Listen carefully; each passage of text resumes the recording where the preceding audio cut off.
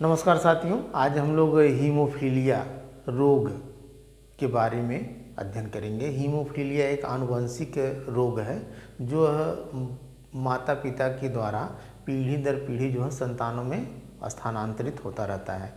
अब हीमोफीलिया रोग में होता क्या है कि कहीं चोट लग जाए, कहीं कट जाए तो हमारे ब्लड का जो बहना बंद नहीं होता है, हमारा ब्लड जो है बहता ही रहता है, यानी ब्लड का थक्का नहीं जमता, तो इसको हीमोफीलिया कहते हैं। हीमोफीलिया वंशानुक्रम से संबंधित जो हमारे सेक्स क्रोमोसोम्स होते हैं, जो यक्स महिलाओं में और XY पुरुषों में होते हैं, उस पर ये जो है इनके जीन होते हैं हीमोफीलिया के।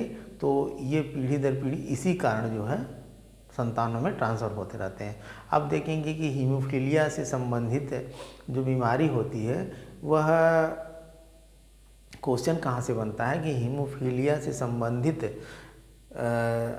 जो अगर मान लीजिए कोई पुरुष है जिसको हीमोफीलिया रोग है और कोई सामान्य महिला के साथ अगर शादी कर दी जाती है तो उसके बच्चों में कितने % हीमोफीलिया होंगे, कितने % जो है हीमोफीलिया के मादा होंगे या कितने हीमोफीलिया के नर होंगे, यानी कितने बालक होंगे, कितनी बालिका होंगी। अब देखते हैं हम कि जो ब्लड का हमारा जमता है, कैसे ब्लड जमने के लिए आप पढ़े होंगे कि जो हमारा ब्लड होता है वो कार्पसेल्स और प्लाज्मा होता है।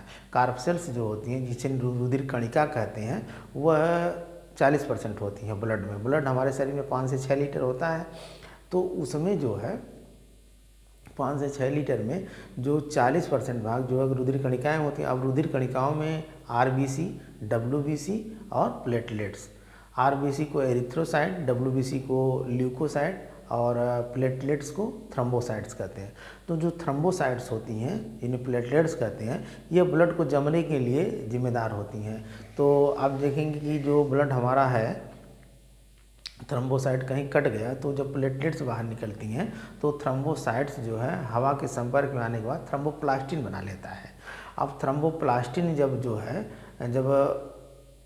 बाहर, फिर उसके बाद जो है कैल्शियम के संपर्क में आने के बाद, अब देखिए विटामिन के, कैल्शियम, ये सब जो है, और उसके साथ जो है प्रोथाम्बिनेज एक प्रोटीन होती है जो थ्रोम्बोप्लास्टिन के संपर्क में आने के बाद थ्राम्बिन बना लेती है। तो थ्राम्बिन फिर फाइब्रोनोजल प्रोटीन के संपर्क में आने के बाद फाइब्रिन बना लेती है। अब फाइब्रिन जो होती है एक तरीके से नेट टाइप संरचना होती है, इस तरीके से ये नेट टाइप संरचना फाइब्रिन होती है। तो इसमें जो RBC और WBC के कण फंस जाते हैं और हमारा ब्लड जो है जमना शुरू हो जाता है। और ब्लड जमने के लिए लगभग 4 मिनट का समय मान लिया जाता है कि 4 मिनट में अगर ब्लड नहीं जमा तो उसमें हीमोफीलिया की बीमारी होगी। ब्लड के जमने को कैस्केडिंग भी कहते हैं, कैस्केडिंग या ब्लड क्लाटिंग।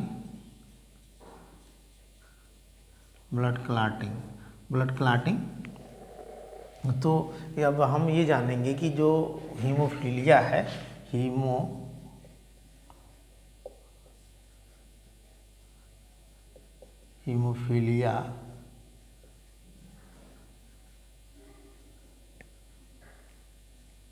हीमोफीलिया में क्या होता है। यह आनुवंशिक रोग है,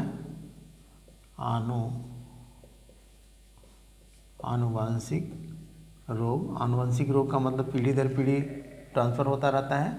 और यह जो है इसमें वाहक जो होते हैं, वाहक मादा होती है। और आप देखेंगे कि जो पुरुष होते हैं, पुरुष में जो क्रोमोसोम्स होते हैं यानी XY होते हैं, और जो मादा होती हैं यानी महिला कह लें उसको, महिला में क्रोमोसोम्स X और X होते हैं। अब हम दिखाएंगे कि जो हीमोफीलिया की बीमारी होती है जो पुरुषों में, अब हीमोफीलिया यश से दिखाएंगे, किससे दिखाएंगे, यश से। यश मतलब हीमोफीलिया, ये हीमोफीलिया है यश से। तो हम अगर इसको दिखाना होगा तो X पे यश दिखा देंगे और ये Y दिखा देंगे। अगर यहाँ मान लीजिए महिला है तो महिला में अगर ये रोगी है, क्या है ये रोगी है, रोगी है। अगर यक्स हीमोफीलिया यक्स पे एक एच दिखाया गया है और वाई पे तो होता ही नहीं है, क्योंकि वाई से अलग, मतलब ये यक्स गुणसूत्र से ही हीमोफीलिया का ट्रांसफ़र होता है, वाई पे नहीं होता है इसका। तो ये अगर यक्स मान लीजिए एच है ये और एक यक्स है तो ये वाहक है, क्या है, वाहक है। अब अगर मान लीजिए यक्स पे एच है और इस भी एच है तो ये क्या है, रोगी है, रोगी, यानी ये रोगी नर होगा और ये मादा और ये भी मादा। अब क्वेश्चन ये आता है, आप यहाँ ध्यान देंगे कि क्वेश्चन किस टाइप के आते हैं। क्वेश्चन ये आते हैं कि अगर मान लीजिए किसी हीमोफीलिया ग्रस्त पुरुष से हीमोफीलिया के रोगी पुरुष की शादी जो है किसी सामान्य महिला से हो गई, तो उसकी संतानों में कितने % जो है बच्चे हीमोफीलिया के हो गए, कितने सामान्य हो गए, कितने वाहक लड़कियां होंगी। तो इस तरीके से बहुत सारे क्वेश्चन बनेंगे, तो इसको हम लोग देख लेते हैं। मान लीजिए जैसे पहला, अब थोड़ा सा इसको बनाने के लिए मान लीजिए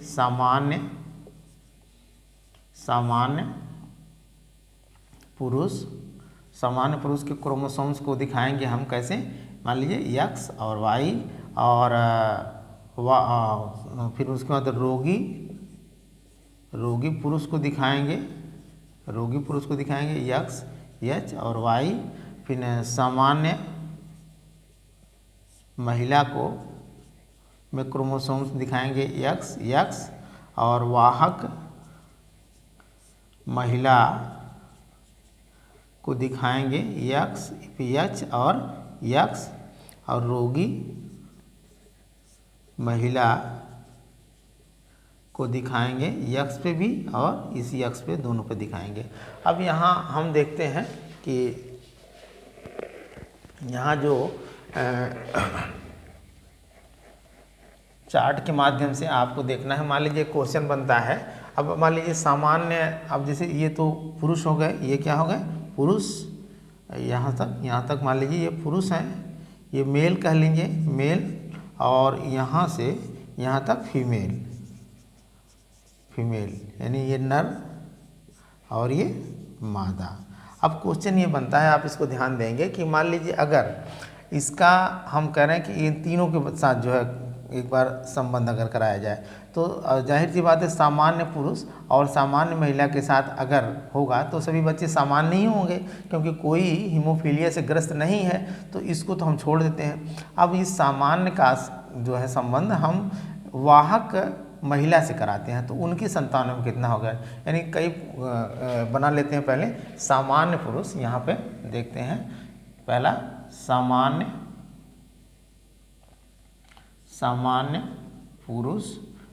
पुरुष में क्या होंगे, एक्स और वाई का संबंध किससे, वाहक महिला से, वाहक मीन्स कैरियर महिला से होता है। तो कैरियर महिला का मतलब कि यक्स पे एच और एक यक्स होगा, तो उनकी संतानों में किस प्रकार के बच्चे होंगे, ये आपको बनता है। तो यहाँ आप देखेंगे जो यक्स है यहाँ बना लेंगे एक्स वाई, क्योंकि सामान्य है, और यहाँ पे मान लीजिए बीच में इस तरीके का निशान क्रॉस है ये, तो यहाँ पे कर लेते हैं यक्स एच और ये यक्स, ठीक है। अब यहाँ से अब ये जो क्रॉस होगा, मान लीजिए इसको क्रॉस नहीं भी दिखाते हैं तब भी आप समझ जाएंगे इसको, क्योंकि ये क्या है, आपका मेल है, ये फीमेल है। इसको अगर ऐसे दिखाते हैं तो इस तरीके से एंगल से दिखाते हैं, इस तरीके से दिखाते भी हैं मेल फीमेल को। अब देखेंगे कि ये वाला यहाँ आया और एक बार यहाँ आ गया, ये इसके साथ संपर्क हुआ तो क्या हो गया, यक्स और यक्स एच, फिर इसके बाद यहाँ और यहाँ, तो हो गया यक्स और यक्स, और इसके बाद ये यहाँ और इसके साथ, इसको आप ध्यान देखेंगे ये और ये। तो अब देखेंगे कि ये यक्स एच वाई और ये यक्स और वाई। अब देखेंगे कि ये जो यक्स और यक्स एच है, चाहे इधर एच करें चाहे इधर करें, तो ये क्या होगी, वाहक होगी, क्या होगी, वाहक, वाहक मादा कहें या इसको लड़की कहें या महिला कहें, एक ही बात होगी। यहाँ यक्स यक्स है तो सामान्य मादा या लड़की या महिला, और यहाँ भी यक्स पे एक है और वाई है तो ये रोगी नर पुरुष या बालक हो जाएगा, और यक्स वाई है तो सामान्य पुरुष होगा, सामान्य पुरुष कहेंगे या नर कहें या बालक कहें। तो अब ये भी 25%, ये भी 25%, ये भी 25%, ये भी 25%। तो आप समझ गए होंगे कि अगर सामान्य पुरुष का संबंध किसी वाहक महिला के साथ होता है तो उनकी संतानों में 25% वाहक मादा होंगी। जो लक्षण उनके ऊपर रहेगा लेकिन वह अगली पीढ़ी में उनकी संतानों में दिखाई देगा, यानी उनके कहीं कट जाने फट जाने के बाद जो है ब्लड का थक्का जम जाएगा, क्योंकि ये कैरियर का काम करेंगे। जो हमारी इंग्लैंड की महारानी विक्टोरिया थी वो भी हीमोफीलिया रोग से ग्रसित थी और वह कैरियर थी। तो इसलिए जो है यह यक्स संलग्न जो है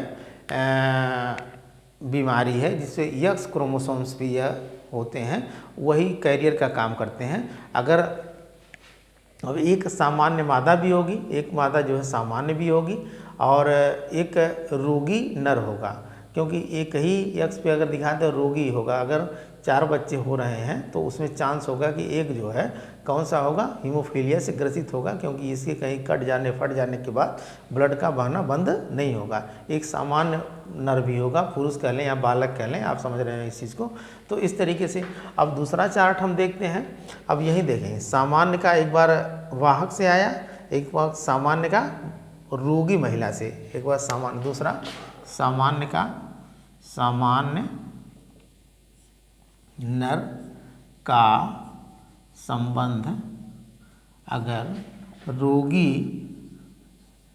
महिला से होता है, महिला से होता है तो उनकी संतानों में कौन से लक्षण परिलक्षित होंगे, इसे आप देखेंगे। अगर इसी तरीके से जब इसको आप चार्ट बनाना सीख जाएंगे तो मान लीजिए अगर इसको सामान्य महिला का और रोगी पुरुष से भी दिखा सकते हैं, चार्ट को समझ जाएंगे। अब सामान्य नर है तो यक्स और वाई है, और रोगी महिला है तो यक्स पे भी और इस यक्स पे, दोनों यक्स पे जो हीमोफीलिया के लक्षण होंगे। अब आप दिखाएंगे, अब देखें, अगर मान लीजिए बहुत आपको कठिन लगता है तो इसको आप ये गोला बना लीजिए, इसको भी गोला बना लीजिए, इसको भी गोला बना लीजिए और इसको भी गोला बना लीजिए, ठीक है। अब दिखाएंगे आप यहाँ से ये और एक ये आ गया, तो अब इसका बड़ा गोला बनाएंगे आप। इसमें एक यक्स और यक्स यच, देखना ना, एक यक्स आया और एक यच आया। फिर इसके बाद ये यहाँ बना लेंगे और इसको कर लेंगे तो यहाँ आ गया, इसे बड़ा गोला बना लेंगे। अब क्या आया, एक यक्स आया और यहाँ से यक्स यच आया, यक्स यच आया। अब फिर उसके बाद ये इसको यहाँ ले चलेंगे। अब फिर दोनों को एक बार संबंध कराएंगे, ये गोला बना गया आपका। तो ये मान लीजिए वाई है और यहाँ यक्स यच है, और फिर इसके बाद ये यहाँ गोला बनाया और यहाँ आपने ले गया ये, तो ये भी वाई है और यक्स यच है, ठीक है। अब देखेंगे कि यक्स यच है, इसका मतलब यह वाहक मादा है। कौन सी है, वाहक मादा है, वाहक मादा है, मतलब कि यह कैरियर का काम करेगी, ये इसके अंदर वो गुण रहेगा लेकिन वह अगली पीढ़ी में दिखाई देगा। और यह भी वाहक मादा का काम करेगी। और ये जो है ये अब देखेंगे वाई यक्स यच, वाई यक्स यच, चाहे आगे इधर चलें चाहे उधर चलें, यक्स पे ही होगा हीमोफीलिया, यानी ये रोगी नर होगा, यह रोगी मतलब हीमोफीलिया से ग्रसित होगा, रोगी नर और ये भी रोगी नर। तो अब 25% यानी वाहक मादा 25% और ये 25% और रोगी नर ये भी 25%। तो आप देखेंगे अगर क्वेश्चन आता है कि वो जितना जो आएगा वही उसमें क्वेश्चन में भी आपसे पुटअप करेगा कि कितने प्रतिशत लोग रोगी बालक होंगे, नर कहें पुरुष कहें बालक कहें एक ही बात होगी, और चूंकि उनका जेंडर एक ही है तो उसमें आप दिखा देंगे 50% रोगी बालक होंगे और 50% जो है वाहक मादा होंगी। अगर इस तरीके से इनके संतानों में, अगर मान लीजिए यही यहाँ ये तो पुरुष है और ये महिला है, अगर चार्ट को उलट देता है तो आप उस तरीके से भी उलट के बना सकते हैं। अब हम लोग देखेंगे रोगी यानी सामान्य का तो हो गया दोनों के साथ संबंध, और रोगी पुरुष है और उसका भी अगर रोगी पुरुष है सामान्य महिला के साथ संबंध होता है, रोगी पुरुष है। इसको मिटा देते हैं, आप लोग समझ में आ गया हो, ये भी देख लेते हैं। इसी को समझना है, केवल चार्ट को आप समझ जाएंगे तो जितने भी क्वेश्चन इससे बनते हैं हीमोफीलिया से ग्रसित, इसको आप बना लेंगे। क्योंकि क्वेश्चन यहीं से बनते हैं कि इसकी संतानों में अगली पीढ़ी में कौन कौन से जो है लक्षण उनके संतानों में दिखाई देंगे। तो आप देखें यहाँ पे कि अगर अब ये तो हो गया, अब यहाँ से ये इसका क्रॉस यानी इसका क्रॉस एक बार इससे हुआ और एक बार इससे हुआ। अब हम लोग इसका क्रॉस कराएंगे, एक बार इसका क्रॉस कराएंगे, एक बार इससे और एक बार इससे और एक बार इससे। तो अब देखेंगे कि रोगी पुरुष सामान्य महिला के साथ, रोगी पुरुष यहाँ देखते हैं,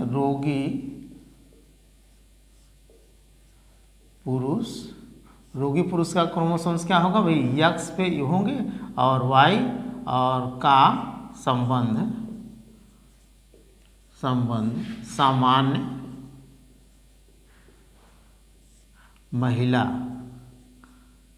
महिला के साथ होता है तो उनके संतानों में कैसे बच्चे होंगे, तो साथ होता है तो कौन से बच्चे होंगे, सामान्य महिला। अब सामान्य महिला का आप दिखाएंगे, सामान्य महिला मतलब कि यक्स ही होंगे। तो यहाँ पे हम दिखाते हैं यक्स एच वाई और यहाँ यक्स और यक्स। अब देखेंगे कि यहाँ और ये इसको आप दिखा लेंगे ऐसे करके, तो यक्स एच यक्स और यहाँ और यहाँ इसको दिखा दिया गया। तो यक्स एच यक्स, इसको भी यहाँ दिखा लेंगे, यक्स वाई और यक्स वाई। अब देखेंगे कि यक्स यानी वाहक महिला,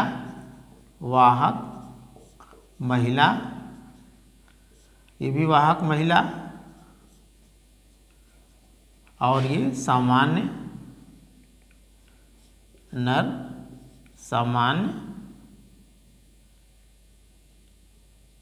नर, कितना वाहक महिला 25%, ये भी 25%, ये भी 25%, ये भी 25%। तो आपका 50% सामान्य नर और 50% वाहक महिला, यानी कोई भी चाहे लड़का हो या लड़की हो किसी में भी रोगी नहीं होंगे। महिलाएं वाहक होंगी और बालक जो है सामान्य होंगे, लेकिन रोगी नहीं कोई होगा। अब इसका एक बार हो गया, रोगी पुरुष का संबंध हमको 3 बार दिखाना है। एक बार हमने सामान्य महिला से दिखा दिया, अब एक बार रोगी पुरुष का संबंध हम वाहक महिला से दिखाएंगे। किससे दिखाएंगे, रोगी पुरुष का संबंध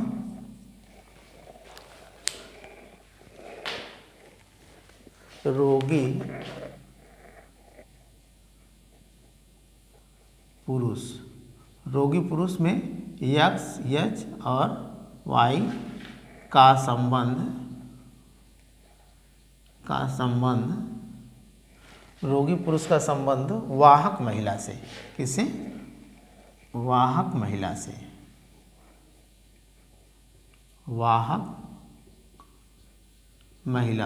महिला में आप दिखाएंगे यक्स पे यक्स संबंध और यक्स ऐसे रहेगा, यक्स का संबंध होता है तो उनके संतानों में किस प्रकार के बच्चे होंगे हीमोफीलिया ग्रसित होंगे या हीमोफीलिया के वाहक होंगे या सामान्य होंगे, इस तरीके से क्वेश्चन बनता है। अब दिखाएंगे आप, यानी रोगी पुरुष यानी यक्स पे हीमोफीलिया एच से दिखाएंगे और वाई, और फिर उसके बाद वाहक महिला पे यक्स पे एक ही पे दिखाएंगे और ये एक सामान्य होगा। अब इसको ऐसे दिखा देंगे, यहाँ से ये हो गया तो ये हो गया यक्स एच और ये भी यक्स पे एच, अर्थात ये क्या होगा, यानी रोगी महिला होगी। फिर इसके बाद यहाँ दिखाएंगे और यहाँ दिखाएंगे, ये यक्स पे एच और ये यक्स अलग हो गया। अब फिर इसी बार इसको यहाँ ले चलेंगे, ये हो गया यानी वाई यक्स एच और फिर ये वाई को यहाँ ले गया और यक्स को यहाँ ले गया, तो यक्स और वाई। ठीक है, अब देखेंगे कि जो हमने बताया था यहाँ, इसको आप ध्यान देखेंगे कि ये जो अब यक्स पे दोनों पे अगर हीमोफीलिया के लक्षण हैं तो क्या होगी, रोगी महिला होगी। क्या होगी, रोगी महिला होगी, रोगी महिला होगी। और इस पे एक पे है तो वाहक महिला होगी। क्या होगी, वाहक महिला होगी, वाहक महिला होगी। और इसमें क्योंकि वाई है, ये यक्स है, चाहे इधर से उधर लेके चाहे इधर से उधर लेके, यानी रोगी पुरुष होगा। रोगी नर कह लें या पुरुष कह लें, एक ही बात होगी। और ये सामान्य एक होगा, एक सामान्य पुरुष होगा, सामान्य पुरुष होगा। तो इस तरीके से आप देखेंगे कि जो आएगा आंसर में वही क्वेश्चन पूछ सकता है कि कितने प्रतिशत रोगी बालक होंगे, तो कितने प्रतिशत, 25%। ठीक है, कितने प्रतिशत रोगी महिला होंगी, 25%। कितने प्रतिशत वाहक महिला होंगे, 25%। कितने प्रतिशत सामान्य पुरुष होंगे यानी सामान्य बालक होंगे, 25%। तो इस तरीके से आप यहाँ ये लगा सकते हैं। एक और है जिसको हम देख लेते हैं अभी यहाँ पे,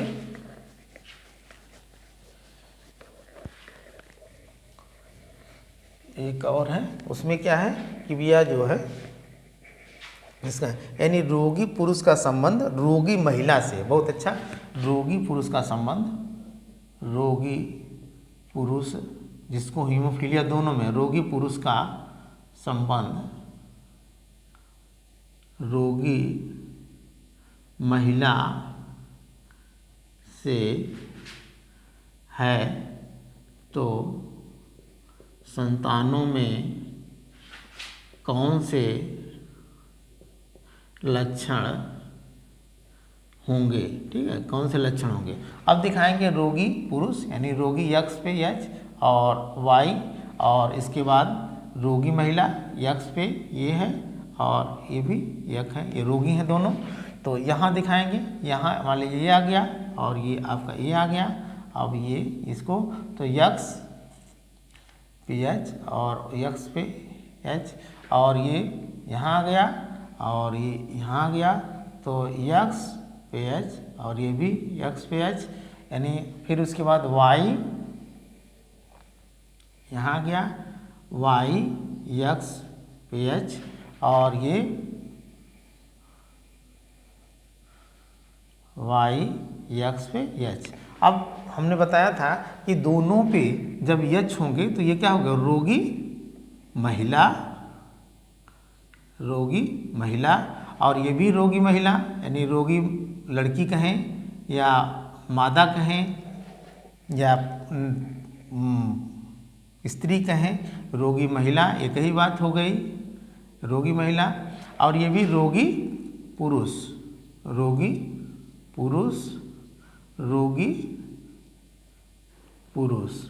तो आप देखेंगे कि 25-25% अगर रेशियो लिया जाए तो रोगी महिला 25%, रोगी महिला 25%, मतलब 50% रोगी और रोगी पुरुष, रोगी पुरुष। तो 25-25%, 50% इस तरीके से। अगर इस तरीके से संबंध है, दोनों के हीमोफीलिया के लक्षण दोनों में हैं, तो वो चांस बनेगा कि 50% जो है बच्चे हीमोफीलिया से ग्रसित होंगे और 50% जो है हीमोफीलिया से बालक और बालिका दोनों के लक्षण आएंगे।